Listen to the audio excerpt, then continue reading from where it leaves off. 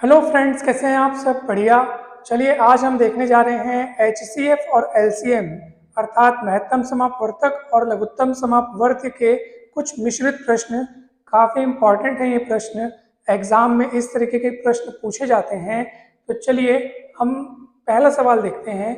दो संख्याओं का मस यानी महत्तम समापवर्तक 11 तथा लस अर्थात लघुत्तम समापवर्त्य 693 है। यदि एक संख्या 77 हो तो दूसरी संख्या ज्ञात कीजिए।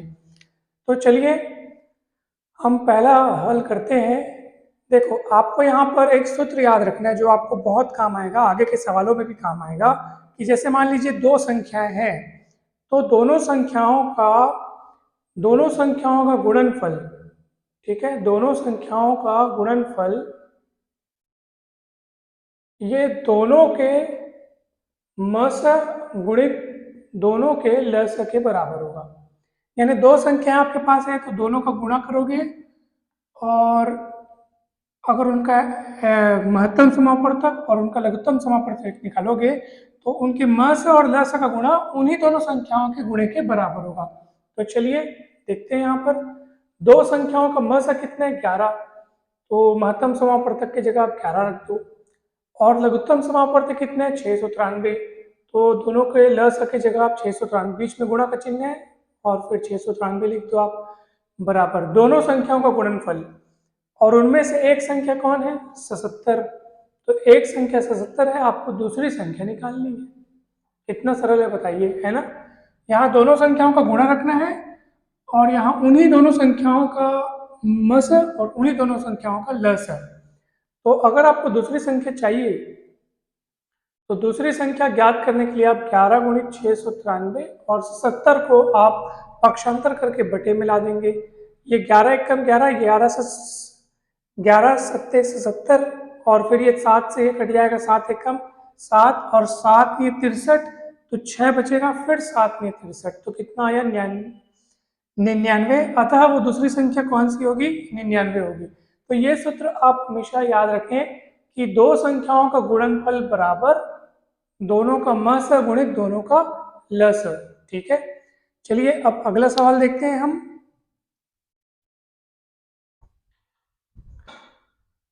तो अगला सवाल देखते हैं। अब अगले सवाल में देखो क्या लिखा है, हमारे पास कुछ भिन्न दिए गए हैं अर्थात अंश बटे हर के रूप में कुछ संख्याएं दी गई हैं। फिर उनका क्या निकालना है, म से निकालना है और ल से निकालना है। तो चलिए देखते हैं। तो इसमें आप एक सूत्र याद रखेंगे कि भिन्नों का अगर आपको म से ज्ञात करना है तो उनके अंशों का म से ज्ञात कीजिए, अंशों का म से और हरों का ल से। ठीक है, यानी कुछ भिन्न आपके पास दिए और उनका महत्तम समापवर्तक ज्ञात करना है। तो आप क्या करेंगे, जो उन भिन्नों में जो अंश है उनका महत्तम समापवर्तक ज्ञात करके ऊपर लिखेंगे और बटे करके जो भिन्न है उनके हरों का ल से निकाल करके यहाँ पे लिखेंगे, तो उन भिन्नों का म से निकल जाएगा। तो चलिए हम देखते हैं हमारे पास भिन्न कौन कौन से, 3/7, 2/5, 2/5 और 5/14। तो इनके अंश कौन कौन है, 3, 2, 5। ठीक है, तो अगर आपको इन सब का अगर म से ज्ञात करना है, इन सब का अगर म से ज्ञात करना है तो इनके अंशों का क्या ज्ञात करना पड़ेगा, म से। ठीक है, तो 3, 2, 5 इसके अंश हो गए और इनका आपको म से ज्ञात करना पड़ेगा। और 7, 5, 14 जो कि हर है उनका आपको ल से ज्ञात करना पड़ेगा। तो 7, 5 और 14 का क्या करना पड़ेगा, ज्ञात आपको ल से ज्ञात करना पड़ेगा। तो अब देखते हैं 3 तो 5 का म से कितना होगा। तो 3 तो 5 में एक के अलावा और कोई कॉमन गुणनखंड नहीं है। 3 को लिख सकते हैं 3 गुणित 1, 2 को लिख सकते हैं 2 गुणित 1, 5 को लिख सकते हैं 5 गुणित 1। तो एक के अलावा कुछ भी कॉमन नहीं है, इसलिए इनका म से आ गया 1। 7, 5, 14 का ल से निकालेंगे। आप 7, 5, 14 को ऐसे लिख दीजिए, कॉमा करके लाइन खींचिए।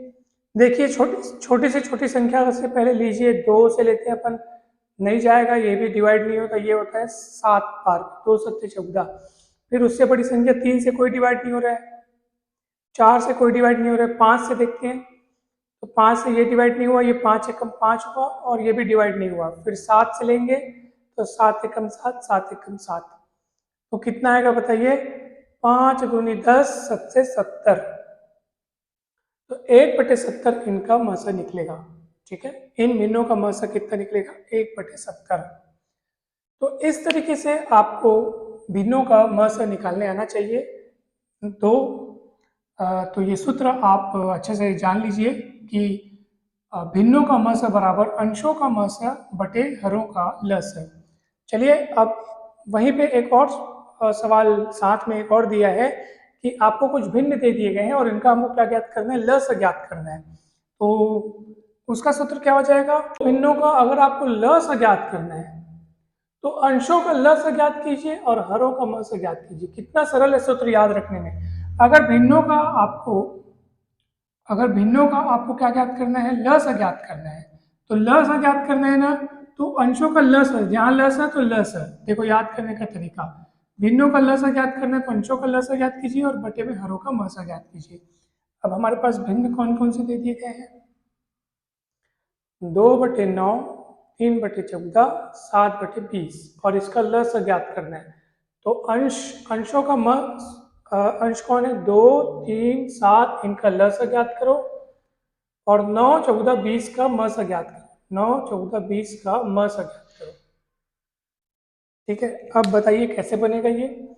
2, 3, 7 का लस कैसे निकालेंगे? 2, 3, 7 का लस, तो 2, 3, 7 आप ऐसे लिखेंगे। सबसे पहले 2 से डिवाइड करने की कोशिश करेंगे, ये 2 एकम 2, ये डिवाइड नहीं होगा, ये भी डिवाइड नहीं होगा। फिर 3 से ले जाएंगे, ये 1 का 1 रहेगा, 3 एकम 3, 7 का 10 का 10 रहेगा। फिर 7 से डिवाइड करेंगे तो 7 एकम 7 हो जाएगा। ठीक है, तो 2 3 6 7 42, तो इनका लस आ गया 42। अब 9, 14 और 20 का मस देखते हैं। तो मस निकालने के लिए तीनों को आपको अलग अलग गुणनखंड करना पड़ेगा। 9 को लिख सकते हैं हम लोग 3 गुणित 3, 14 को लिख सकते हैं 2 गुणित 7, 20 को लिख सकते हैं 2 गुणित 2 गुणित 5। तो ऐसी कोई संख्या जो तीनों में कॉमन हो, कुछ भी नहीं है सिवाय 1 के, तो इसलिए इन तीनों का मस कितना आएगा? 1 आएगा। तो आपका आंसर आ गया 42। तो इस तरीके से आपको बनाना है। ठीक है, मस किसको बोलते हैं? जो कॉमन गुणनखंड हो। ऐसा कोई गुणनखंड बताओ जो तीनों में हो। ठीक है, तो 2 यहाँ है, यहाँ है, यहाँ नहीं है, और 5 तो सिर्फ यहाँ है, 7 तो सिर्फ यहाँ है, 7 सिर्फ यहाँ है और 3 सिर्फ यहाँ है। तो म से इनका कितना आएगा? 1 आएगा। जब कोई कॉमन गुणनखंड न हो तब भी 1 तो कॉमन गुणनखंड होता ही है, और इसलिए हम कुछ भी कॉमन गुणनखंड न निकलने की स्थिति में हम जो मस है उसको 1 लिखते हैं, क्योंकि 1 तो कॉमन गुणनखंड होता ही होता है। तो ये हो गया 42 आ गया आपका आंसर, और ये सवाल हो गया यहाँ पे खत्म। चलिए अब अगला सवाल देखते हैं। अब मैं इसको मिटा देता हूँ।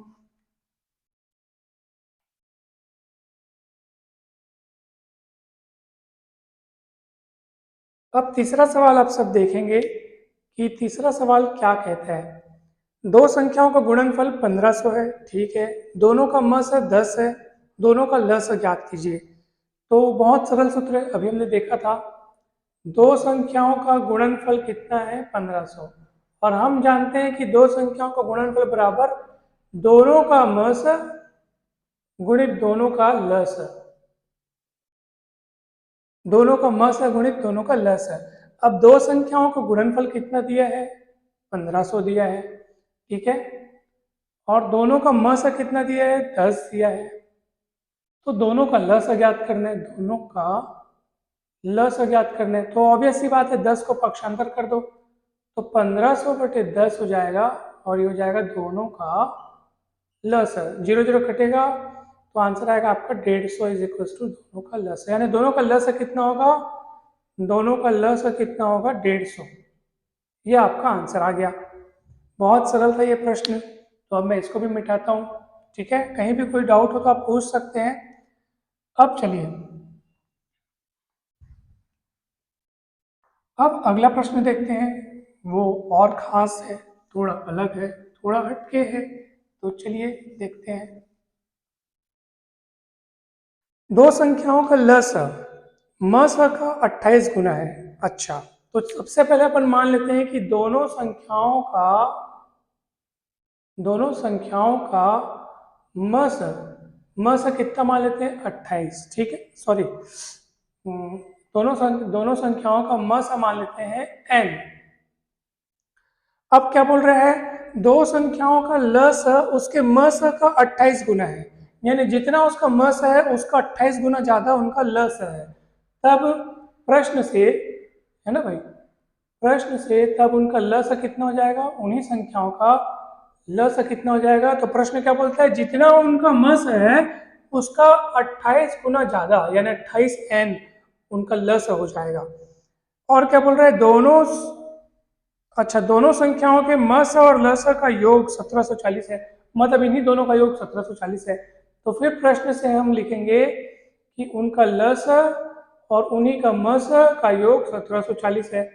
तो लस कितना है 28n, मस कितना है n, और ये 1740 है। तो 28n और एक n हो जाएगा 29n, और ये 1740 है।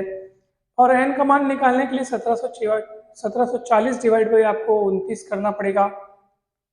29 गुणी 6 हम करके देखते हैं, 6 नहीं 54 हासिल 5, 6 दूनी 12, 5 17, तो 29 छक्के 6 बार में जा रहे हैं, ठीक है। तो ये हो जाएगा आपका 29 एकम 29, 29 छक्के कितना आया 60 आया आपका आंसर। अर्थात n किसको माने थे, दोनों संख्याओं का मस माने थे n, तो उनका मस हो गया 60, ठीक है। तो उनका मस हो गया 60, मस हो गया 60, और फिर लस कितना हो गया 28 गुणित 60, ठीक है, 28 गुणित 60। इसको कैलकुलेट ना करो, अभी रहने दो, क्योंकि आगे वैसे भी ये अभी कैंसिल होने वाले हैं, कटने वाले हैं। तो चलिए, अब क्या बोल रहा है, दूसरी संख्या ज्ञात करो यदि पहली संख्या 240 है। तो भाई हम जानते हैं कि दोनों संख्याओं का गुणनफल कितना होता है बताइए, गुणनफल दोनों संख्याओं का, दोनों का मस गुणित दोनों का लस। तो दोनों संख्याओं का क्या बोल रहा है, दूसरी संख्या ज्ञात करो यदि पहली संख्या 240 है।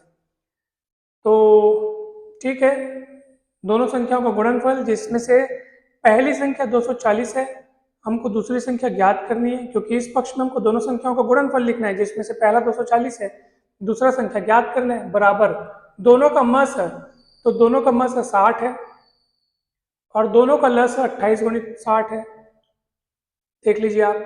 तो दूसरी संख्या क्या हो जाएगी बताइए, तो दूसरी संख्या हो जाएगी 60 गुणित 28 गुणित 60, और बटे उधर से 240 को आप पलटा के लाओगे तो ऐसे हो जाएगा, एक एक जीरो कटेगा, फिर 6 कम 6, 6 चौक 24, फिर 4 एक कम 4, 4 सत्ते 28, और 7 छक्के 42, 420 आपका ये दूसरा संख्या आ गया।